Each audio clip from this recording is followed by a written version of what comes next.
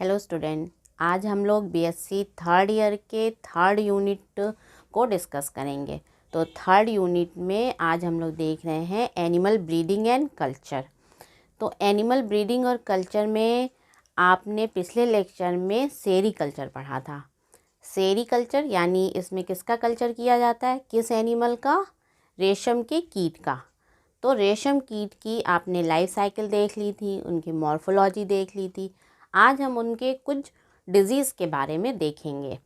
तो सेरीकल्चर में या जो सिल्क मॉथ हैं, बॉम्बेक्स मोराई, उनमें जो बहुत इम्पॉर्टेंट या महत्वपूर्ण या बहुत घातक जो डिज़ीज़ होती है या रोग होता है वो क्या है? पेब्रिन।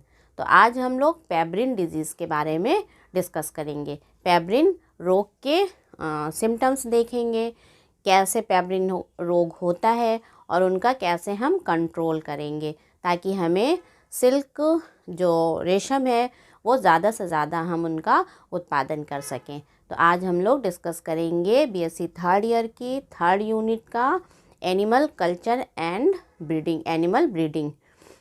उनमें देखते हैं हम लोग पेब्रिन डिज़ीज़। तो पेब्रिन डिज़ीज़ जो है ये एक प्रोटोजोअन जो है स्पोर्स से होता है, नोमेसा बॉम्बिक्स। तो एक प्रोटोजोन स्पोर है नोमेसा बॉम्बिक्स, उसके वजह से पेब्रिन डिजीज़ होती है सिल्क मॉथ में। तो पेब्रिन डिजीज़ क्या है? पेब्रिन डिजीज़ या पेब्रिन रोग जो है रेशम कीट का एक अति घातक रोग है, यानी बहुत ज़्यादा नुकसान पहुंचाता है। और ये सिल्क मॉथ में यानी एडल्ट को भी नुकसान पहुंचाता है, उनके जो लार्वी हैं उनको भी नुकसान पहुंचाता है, जिससे कोकून नहीं बन पाता है। और जब कोकून नहीं बनेगा तो रेशम का उत्पादन नहीं हो पाएगा। यह रोग एक प्रोटोजोअन माइक्रोस्पोरिड, कौन सा प्रोटोजोअन है? माइक्रोस्पोरिड नोमेसा बॉम्बिक्स द्वारा होता है। यानी उनके स्पोर्स होते हैं नोमेसा बॉम्बिक्स के, जो डिजीज़ काज करते हैं। संक्रमण फीमेल ओवरी और लार्वी द्वारा पोषण के समय होता है। यानी जो इनका इन्फेक्शन है वो किस में होता है? फीमेल के ओवरी में होता है, या लार्वी जब पोषण करते हैं, यानी एग से जब लार्वी निकल आते हैं तो वो शहतूत की पत्तियों को जब खाते हैं तो पत्तियों पे जो स्पोर्स होते हैं नोमेसा बॉम्बिक्स के, उनको वो खा लेते हैं। तो उससे लार्वी क्या होते हैं? संक्रमित हो जाते हैं। और यही संक्रमण जब यही लार्वी जब एडल्ट होते हैं तो उनमें संक्रमण रहता है और इनके फीकस के साथ ये स्पोर्स जो हैं वो बाहर आते हैं और फिर से दूसरे लार्वी को या दूसरे मॉथ को इन्फेक्टेड कर देते हैं। तो संक्रमण किस में हो रहा है? फीमेल ओवरी में या लार्वी द्वारा पोषण के समय होता है।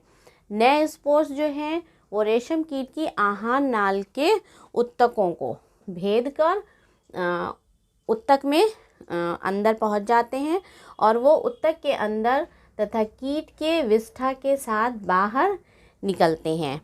यानी जब लार्वी है स्पोर्स को जब खा लिए तो वो कहाँ पहुंच गए? लार्वी के एलिमेंट्री कैनाल में, यानी लार्वी के आहार नाल में पहुंच जाते हैं।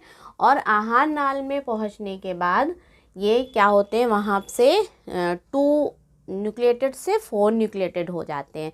यानी वहाँ पे जो स्पोर्स है उनका मैच्योर होते हैं या परिपक्व होते हैं स्पोर्स। और परिपक्व होने के बाद कीट के विष्ठा यानी उनके फीकस के साथ वो बाहर निकलते हैं। यही संक्रमण का प्रमुख स्रोत है। यानी जब स्पोर्स 4 न्यूक्लिएटेड हो जाता है और बाहर आ जाता है फीकस के साथ, फिर वो स्पोर्स जो है वो इन्फेक्टियस स्टेज है, यानी दूसरे लार्वी को या दूसरे सिल्क मॉथ को क्या करता है?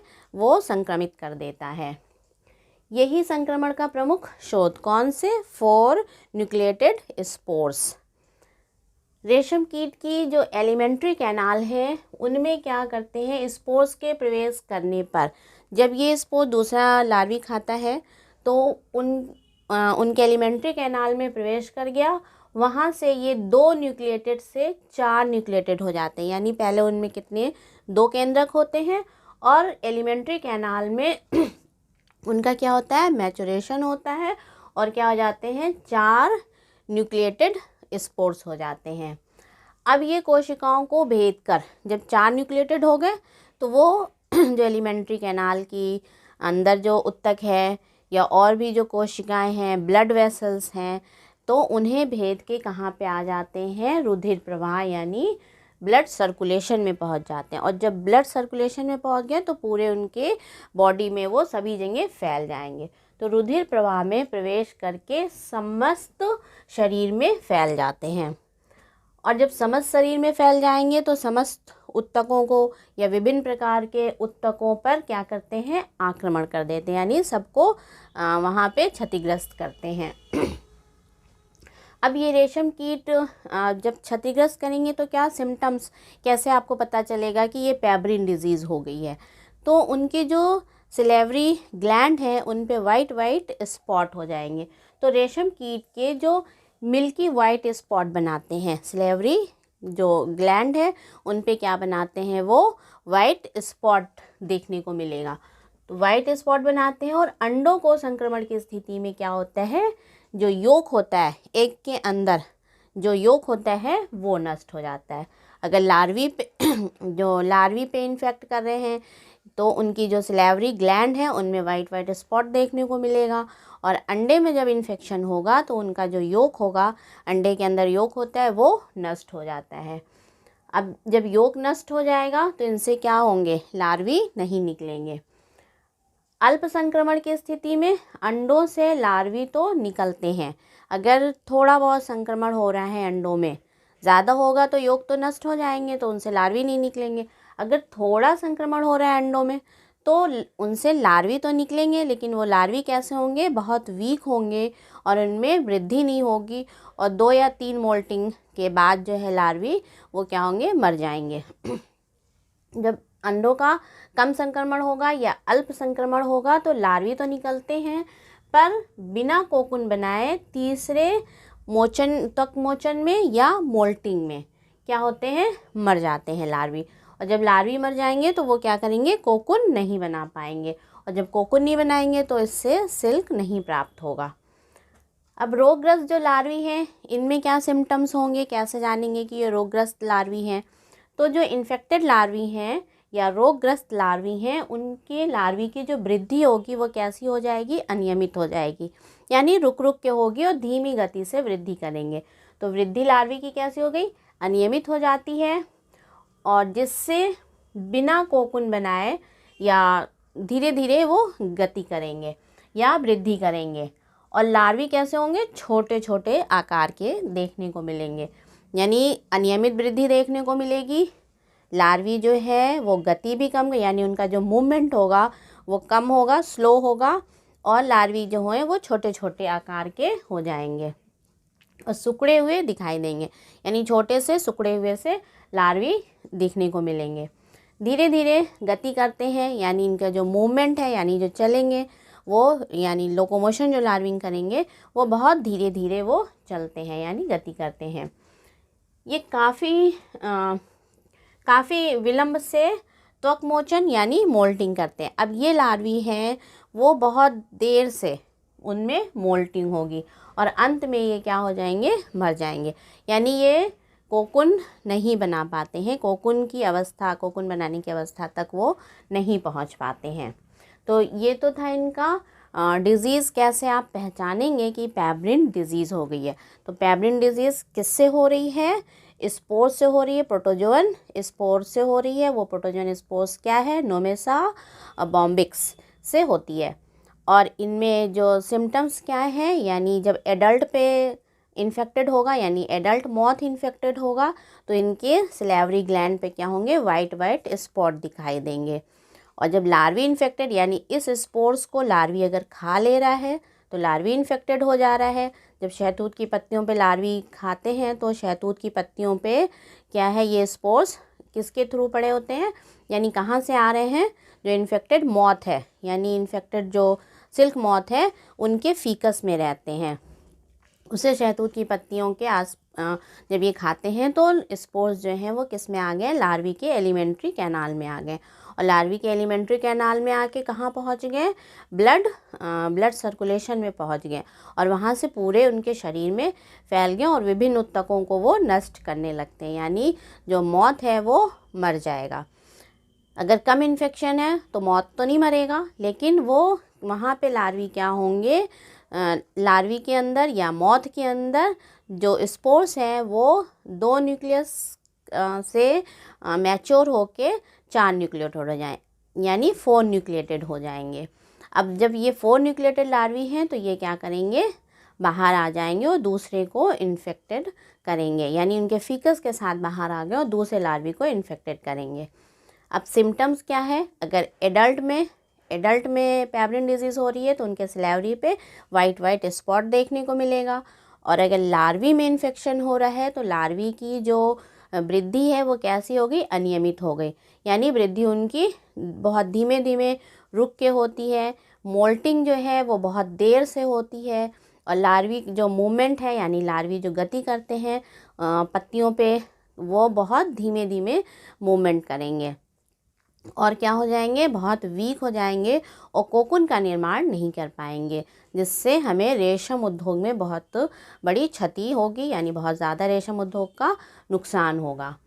तो इसके लिए पेब्रिन डिजीज़ के लिए कुछ कंट्रोल हम लोग देख लेते हैं कि कैसे हम पेब्रिन डिजीज़ को कंट्रोल करेंगे, यानी जो नोमेसा है, नोमेसा बॉम्बिक्स को कैसे हम कंट्रोल करेंगे।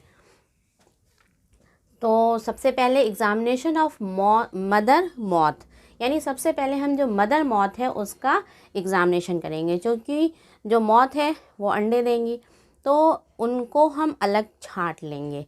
कैसे छांटेंगे, अंडे देने वाले फीमेल मॉथ का निरीक्षण करते हैं, यानी उनके सिलेवरी जो ग्लैंड है उन पे वाइट स्पॉट हैं कि नहीं, वो बहुत तेज़ी से मूवमेंट कर रही हैं कि नहीं, ये सब हम देख लेंगे। और किससे अलग कर लेंगे, जो रोगग्रस्त हैं, यानी संक्रमित जो मॉथ है उनसे हम अलग करके इनको अलग पालन पोषण करेंगे। और जो संक्रमित वाली मॉथ हैं उन्हें क्या करेंगे, उन्हें हम अलग करके जला देंगे ताकि दूसरे को इन्फेक्टेड वो ना कर सकें। तो जो अच्छी मॉथ है उन्हें हम संक्रमित मौत से अलग करके उनका अलग पालन पोषण करेंगे और जो संक्रमित वाली मौत हमने अलग करी है उसको क्या करेंगे, जला देंगे। रोगग्रस्त अंडे को भी नष्ट कर देना चाहिए। अब रोगग्रस्त जो अंडे हैं उन अंडों कैसे पता चलेगा कि रोगग्रस्त अंडे हैं, तो रोगग्रस्त अंडे पहचानने के लिए, जानने के लिए हम क्या करेंगे, कुछ अंडों को लेके उनका अलग इंक्यूबेशन कराएंगे और उनका इंक्यूबेशन से कराने के बाद उनसे जो लार्वी निकलेंगे, फिर लार्वी के उनकी मूवमेंट देखेंगे, उनकी वृद्धि देखेंगे कि अच्छे से वृद्धि हो रही है कि नहीं, अच्छे से मूवमेंट हो रहा है कि नहीं उनमें, और उनके फीकस को हम चेक करेंगे कि उसमें नोमेसा के स्पोर्स तो नहीं है, तो उसको हम चेक करके अलग कर लेते हैं। तो जो संक्रमित अंडे हैं उनको क्या करेंगे, हम उनको भी नष्ट कर देंगे। और जो स्वस्थ सिल्क मॉथ है उन्हें क्या करेंगे, अलग से उनका पालन पोषण करना चाहिए, यानी उनको अलग से दूसरे शहतूत के पेड़ पे रख देना चाहिए और वहाँ पे उनका पालन पोषण करना चाहिए। नेक्स्ट आ रहा है प्रिवेंशन में forecasting and correcting examination. Forecasting यानी पूर्व अनुमान लगाना और उन्हें फिर से करेक्ट कर लेना, यानी फिर से उन्हें निरीक्षण करके और सही कर देना।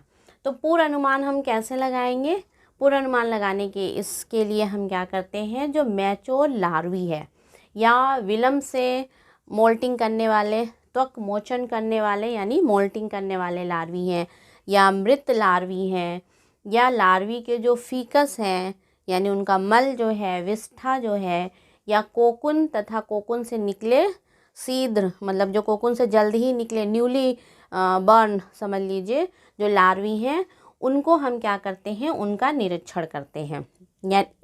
यानी उनको क्या करते हैं, हम उनको देखते हैं कि इनका मूवमेंट ठीक है, इनकी वृद्धि ठीक है, और उन्हें निरीक्षण करके अलग कर लेते हैं।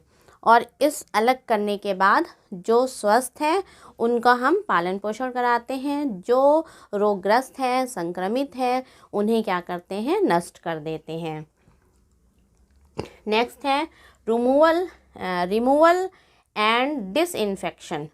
तो रिमूवल यानी हम कैसे रिमूव करेंगे इन्फेक्शन को, या डिसइंफेक्शन हम कैसे करेंगे, इन्फेक्शन को कैसे हम हटाएंगे।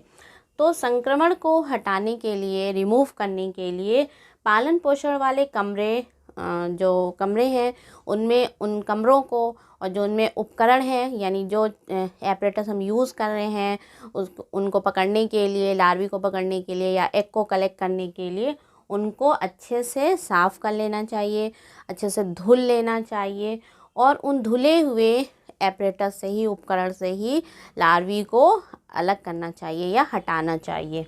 तो क्या करेंगे, पालन पोषण करने वाले कमरों एवं उपकरणों को अच्छे प्रकार से धो लेना चाहिए या साफ़ कर लेना चाहिए, और इन्हीं उपकरणों द्वारा संक्रमित लार्वी, कोकून तथा कोकून से शीघ्र निकले माथ को हटाना चाहिए। अब जो इन्फेक्टेड वाले हमें मिल रहे हैं, जो स्पोर्स हैं, स्पोर्स का ट्रीटमेंट कैसे करेंगे, यानी स्पोर्स का उपचार कैसे करेंगे। तो स्पोर्स का उपचार करने के लिए, यानी पैब्रिन के जो बीजाणु हैं, यानी पैब्रिन के जो स्पोर्स हैं, उनको क्या करना चाहिए, 2% फॉर्मलिन में, ठीक है, 30 मिनट तक उसमें डुबो के रखना चाहिए, या 0.5% सब्लिमेट से 5 मिनट तक, या 5% क्लोरोनिक चूने में 30 मिनट तक, या धूप में 6 से 7 घंटे तक हम रखकर उपचारित करते हैं, यानी उसको ट्रीट करते हैं, जिससे जो इनके स्पोर्स हैं वो नष्ट हो जाते हैं। इसके बाद नेक्स्ट हम केयर क्या करेंगे, इनकी केयरिंग करेंगे।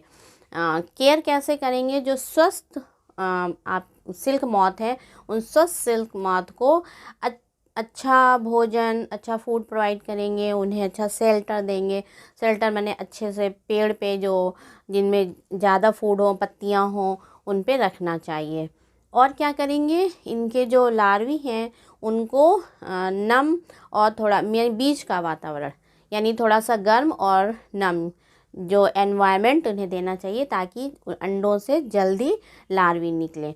तो इस तरह से हम लार्वी का केयर करेंगे, यानी नर्म और गर्म वातावरण हम उन्हें देंगे, और उन्हें फूड ज़्यादा से ज़्यादा प्रोवाइड करेंगे, ताकि लार्वी जो है वो जल्दी से कोकून का, स्वस्थ लार्वी रहेंगे तो कोकून का फॉर्मेशन अच्छे से करेंगे, यानी ज़्यादा हमें रेशम प्राप्त होगा, और लार्वी भी बड़े होंगे, लार्वी का साइज़ भी बड़ा होगा, जिससे कोकून भी हमें बड़ा मिलेगा, और रेशम जो है हमें अधिक अच्छे से प्राप्त होगा।